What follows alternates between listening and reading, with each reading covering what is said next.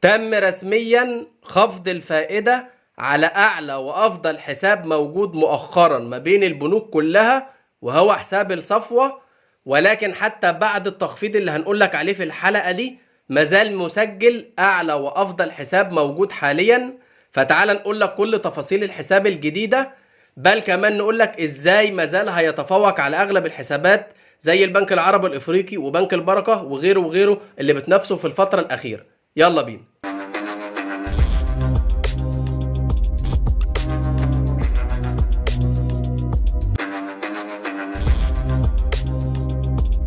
السلام عليكم اعزائي متابعي قناه بنوك مصر.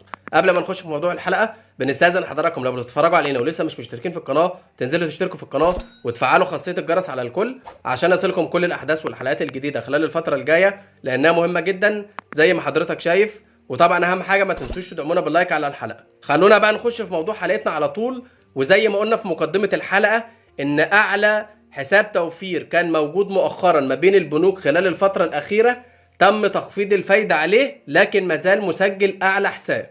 طبعا الحساب ده الناس اللي شافت الحلقة اللي فاتت واللي فاكراها وفاكرة تفاصيل الحساب ده، الحساب ده اسمه الصفوة، والحساب ده موجود في المصرف المتحد. خلونا نقول كل تفاصيل الحساب واحنا ماشيين كده، واما نيجي عند الفايدة هنقول لك كانت ايه قبل كده وبقت ايه دلوقتي. لكن في نقطة عاوزين نوضحها، ان الحساب ده يا جماعة احنا قلنا في الحلقة اللي فاتت اول ما اتطرح اول مرة ان في تقليدي وفي اسلامي، هو نوعين. ممكن حضرتك تختار اي نوع براحتك. التقليدي ده وفقا للمنتجات التقليدية او البنوك العادية، زي البنوك العادية ما بتتعامل في الفايدة ومع العملاء والكلام ده كله وطبقا للقوانين التقليدية. وفي من النوع الثاني الاسلامي المتوافق مع الشريعة الاسلامية. فلو انت بقى ما بتفضلش اول نوع ممكن تروح للنوع الثاني، ما بتفضلش النوع الثاني تروح للنوع الاولاني. وهنقول لك الفايده على كل واحد فيهم دلوقتي. طبعا هما الاثنين نفس التفاصيل، نفس الاسم ونفس كل التفاصيل، الاختلاف بس في الفايده. الفايده مختلفه هنا عن هنا، حاجات بسيطه وهنقول لك عليها دلوقتي.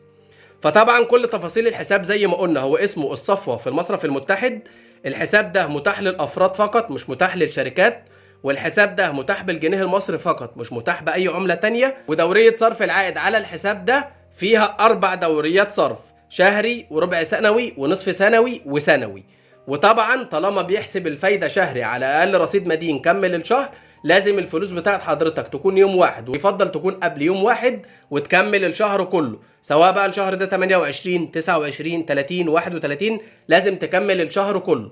لو جيت في نص الشهر سحبت فلوسك كلها مش هتاخد فايدة على الشهر ده. فتحت مثلا الحساب ده بمليون جنيه وجيت يوم 10 سحبت مثلا 200 ألف جنيه، وجيت بعدها مثلا يوم 28 والشهر ده 30 سحبت مثلا 100 ألف جنيه، يبقى الفايدة هتتحسب لك على ال 700 ألف جنيه مش على المليون جنيه. بتتحسب على المبلغ كله اللي كمل الشهر بشرط ان هو يعدي الحد الأدنى. طبعا الحساب ده غير مقسم لشرايح، ودي اهم ميزة بيتفوق بيها حساب المصرف المتحد الصفوة. وما عادش تقريبا في حسابات بفايدة شهرية في الوقت الحالي غير مقسمة لشرايح. حتى العربي الافريقي اللي كان بيتفوق بقوة في النقطة دي حاليا بقى مقسم لشرايح. فالنقطة دي يتفوق بها بشدة المصرف المتحد في الوقت الحالي. الحد الأدنى لفتح الحساب ده واحتساب العائد هو 500 ألف جنيه، ولو قل عن 500 ألف جنيه ما بيحسبش لحضرتك فايدة. الفايدة على الحساب ده بالنسبة للتقليدي والإسلامي قبل كده كانت واحد. اللي احنا هنقولها دي اللي كانت قبل كده.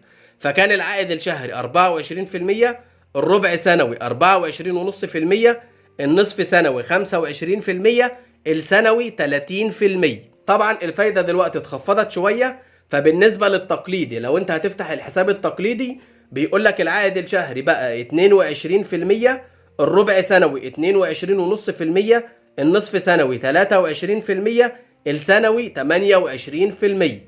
فهو يعتبر خفض على التقليدي تقريبا 2.5%. بالنسبة للإسلامي لو انت بتحب الإسلامي وهتفتح الحساب الإسلامي حساب الصفوة الإسلامي بيقول لك الشهر دلوقتي بقى 23%، الربع سنوي 23.5%، النصف سنوي 24%، السنوي 29%. فهو تقريبا الإسلامي خفض عليه في حدود من 1 ل1.5%. طبعا شايفين ان الإسلامي أعلى شوية. فلو انت مش فارق معاك الاتنين والاتنين تفاصيلهم وقوانينهم متاحة بالنسبة لك وكويسة بالنسبة لك ممكن تروح للإسلامي أعلى شوية. طبعا شايفين ان الحساب غير مقسم لشرايح، مش بيقول لك مثلا من 500 لمليون ومن مليون ل 5 مليون والكلام ده كله، لا، هتحط من اول الحد الادنى اللي هو 500,000 جنيه، هيحسب لحضرتك اعلى فايده وبدون حد اقصى. يعني مثلا 500,000، مليون، 2 مليون، 5 مليون، 10 مليون، الشهري هتاخد 22%، الربع سنوي 22.5%، النصف سنوي 23%، السنوي 28%. وبرضه الاسلامي زي ما لسه قايلين الفايده بتاعته دلوقتي. طبعا تم تخفيض الفايده عليه اهو زي ما احنا شفنا، لكن مازال يسجل اعلى حساب في الوقت الحالي بالنسبه للحسابات اللي بفايده شهريه، فهو يعتبر برضه دلوقتي الافضل والاعلى. وده ليه؟ لان لو احنا هنقارنه مثلا بحساب اي جولدن سيفنج في البنك العربي الافريقي، انا بقارنه باي جولدن سيفنج مش جولدن بلس، لان ده ب 500,000 وده ب 500,000، انما جولدن بلس ب 50,000 جنيه، فتفاصيله مختلفه. فبالنسبه للاي جولدن سيفنج الفايده عليه دلوقتي من 20.75% لحد اقصى حاجه 24%، وزي ما قلنا بقى مقسم لشرايح على حسب الشريحه بتاعتك.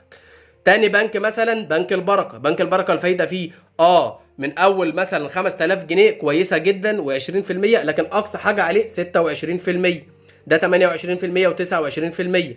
وطبعا هنا هتاخد فايده اعلى وغير مقسم لشرايح. بنك البركه مقسم لشرايح. بالنسبه لبنك سيب برضو الحد الادنى كويس، من اول 15,000 جنيه بيحسب فايده وبيصل ل 26%. برضو هتلاقي المصرف المتحد بيتفوق ب 28% و29%، ونقطه زي ما قلنا ان هو غير مقسم لشرايح كويسه جدا ومخلياه متفوق على اغلب الحسابات.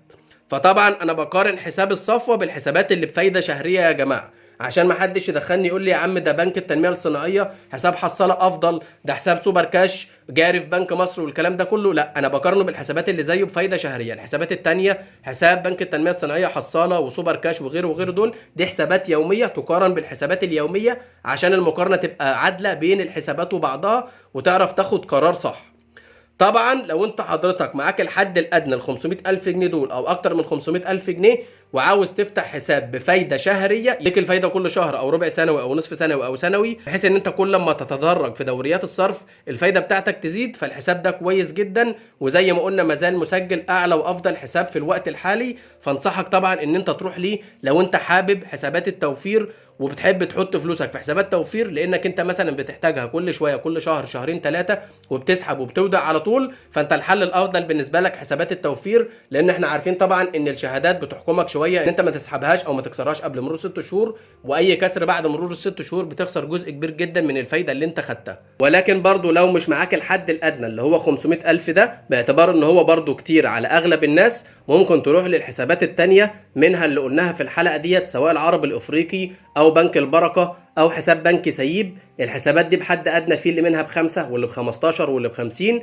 وبفايده برضو يعتبر كويسه جدا، تقدر تروح لها. والحسابات دي كل الحلقات بتاعتها هتلاقيها موجوده على القناه باذن الله. بس يا سيدي ده كده كان كل موضوع حلقتنا النهارده. اتمنى طبعا يكون الحلقه لا تعجب حضراتكم واستفدتوا منها ولو استفاده بسيطه. ما تنسوش طبعا تنزلوا تشتركوا في القناه وما تنسوش لايك على الحلقه، ونشوفكم ان شاء الله في حلقات جديده. شكرا.